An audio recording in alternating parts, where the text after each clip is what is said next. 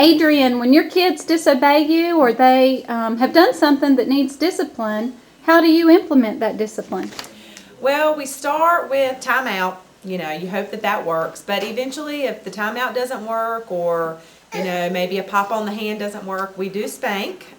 We feel like the Bible tells us to do that. And sometimes it's the only thing that works. They're getting to the age where taking privileges away or toys away, that's starting to work too. But, I feel like we have to discipline and, because you want them to do what you need them to do so they'll grow up and listen to you as they get older.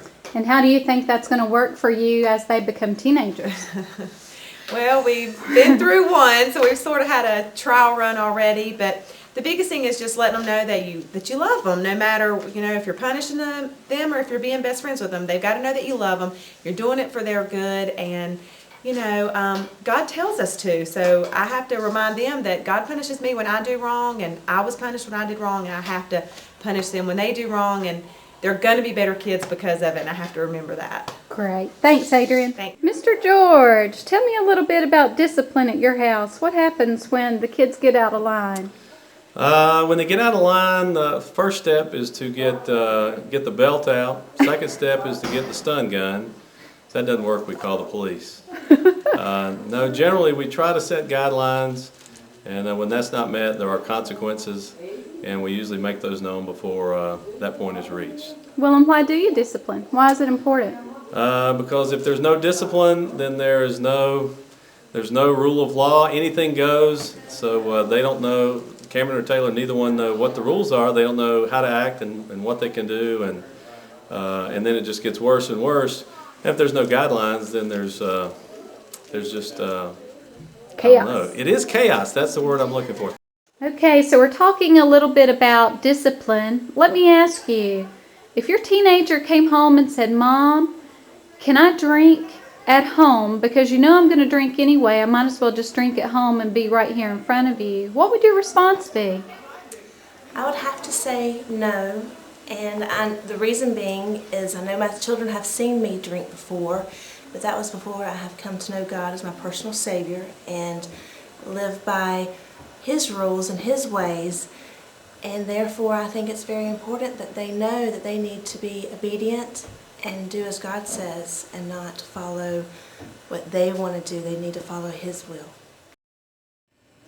Ms. Reese, share with me why you feel discipline is important in your home. Well, Lori, I think discipline is a way to show your children that you love them enough to set boundaries for them, and I think that discipline is not only good for them, it's good for the people around them. You want people to enjoy your kids as well as yourself. But I think setting boundaries also shows your children that you love them, and I think it helps them to feel safe, for them to know. And when they cross it and you react in a way that they probably think you will, you're just reinforcing that for them. Patty, the issue of curfew comes up quite a bit with teenagers. I know you have a 16 and a 20-year-old. Share with me how you deal with curfew, and let's say if they were to break curfew repeatedly just to hang out with friends. What are some of the discipline issues that you have there? Well, as most of your students know, the North Carolina driving law specifies for the new drivers when they're 16 that they're restricted to driving before 9 o'clock at night. So it really does help parents not to have to make arbitrary rules, because it came up this weekend that my daughter was wanting to drive somewhere after 9 o'clock. She was going to a friend's house and they were going to watch a movie, and to come home it would have been after 9 o'clock. So her dad had to go get her, and of course she questioned that, and I said mainly because it's against the law. Now, why is it against the law? North Carolina has determined that teenagers driving after 9 o'clock or with more than one other teenager in the car have wrecks, and I was hearing it on the radio this morning.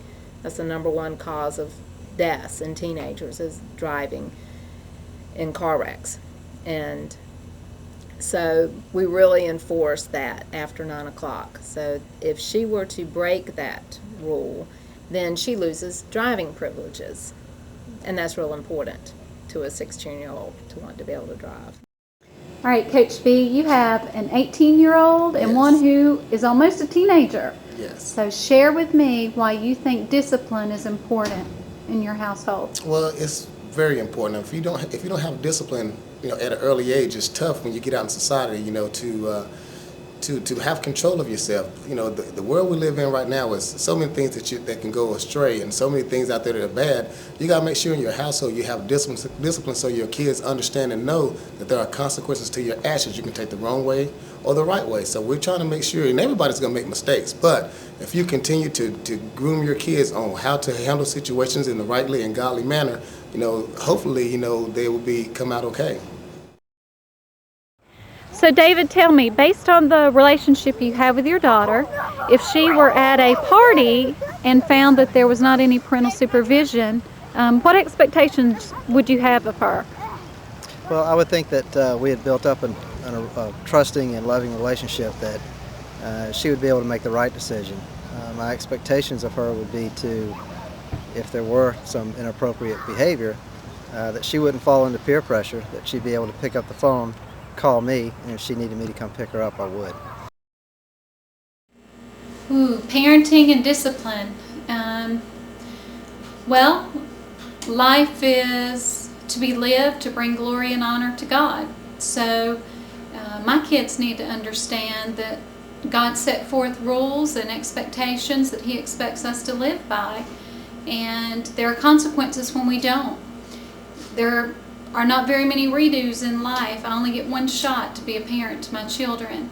And some of these things that can bring them down, like drugs and drinking and smoking, staying out late, all of those things, there are no redos sometimes with those things. I have friends I went to high school with who are no longer with us now because they chose to disobey their parents and they ended up dead on the side of the street.